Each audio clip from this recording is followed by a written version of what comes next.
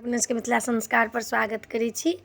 अब अंगूठन के मंत्र दऽ रहल छी, से मंत्र ध्यान से सुनब आ ध्यान से सुनि कऽ नहीं पढ़ल है तऽ यूट्यूब खोल लेब, अंगूठि कऽ जखन पानि पियब तखन ई मंत्र 3 बेर पढ़ि लेब आ पानि पीब लेब। भाई बहन के रिश्ता सब दिन पक्का रहत।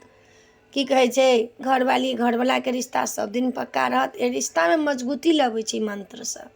तऽ सुनू, मंत्र जे सुनबै छी से सुनू। घैला के अंगूठन सोना के गेरुलिया, बहिन के अंगूठन भाई। घैला के अंगूठन सोना के गेरुलिया, घैल में जाबे अंगूठनिया नहीं देबै ताबे उबरैक जाइ छै। घैला के अंगूठन सोना के गेरुलिया, बहिन के अंगूठन भाई। अंगूठी के पानी अहाँ पीबिए यो भैया, सदाए रहब बर पाए। अंगूठी के पानी अहाँ पीबिए यो भैया, सदा ही रहब बर पाए।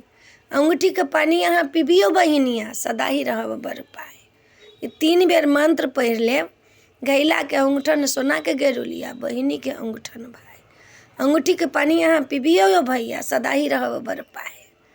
ई अंगूठन के पानी अंगूठन कऽ कऽ अंगूठन टाइम में जहन पानी अंगूठि कऽ पीबऽ लागब तऽ ई मंत्र जरूर 3 बेर पढ़ि लेब आ तखन जाकऽ अहाँ पानी पीब लेब। सदा खुशी मंगल रहब, मंगलमय रहब, सब गोटा जिंदगी जियब खुशीमय से, मंगलमय जियब। यही वीडियो में इएह छलै। अपने सबके हम जे मंत्र दै छी से कतौ से लाइव कऽ नहीं दै छी, पतरा से देख कऽ, किताब से देख कऽ तखन मंत्र दै छी जे सबके कल्याण होय। मंत्र से हमरा कि सबके कल्याण होय, संगे संगे हमरो कल्याण होय, विश्व के कल्याण होय। विश्व रहतै तब ने हमहूँ रहबै। सबके कल्याण होय।